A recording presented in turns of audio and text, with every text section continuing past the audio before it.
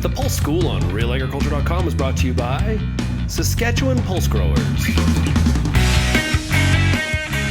and Nodulator XL.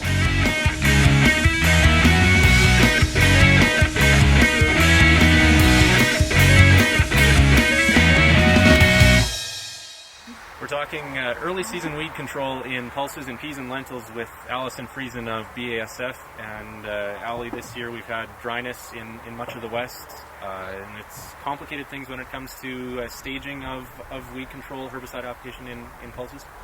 Yeah, so overall the pulses got off to a really good start. A lot of guys got down into that moisture, and we're seeing really good growth with both the pea and lentil crops. However, with it being so dry, early in the season, we didn't see a whole lot of weed flushes.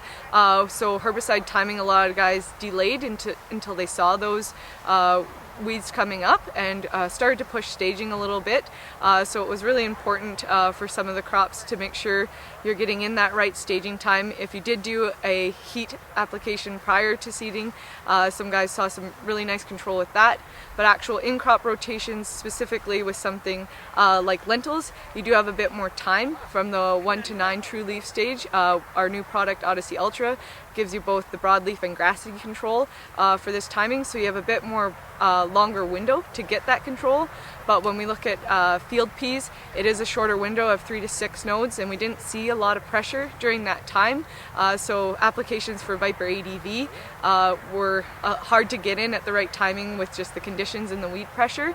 But there are some other options out there for growers, something like Bazagram Forte, if they're looking for more broadleaf control, as well as grassy herbicide applications until flowering as well. So there are a couple options, but again, just with the dry conditions and the crops being a little bit behind without that moisture, we did see some out of stage weed application as well.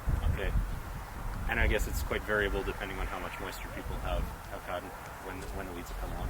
Yeah, and it's been a bit different in southern Saskatchewan. We've seen everywhere from the southwest getting next to no rain since the beginning of April to the southeast corner getting over 10 inches since the beginning of May. So it is very dependent on where you are and even how much moisture you had in previous years. So a lot of areas closer to Regina had high moisture levels, but a lot of weed applications were done later in the season, so didn't see as much first in this, right at the beginning of the season.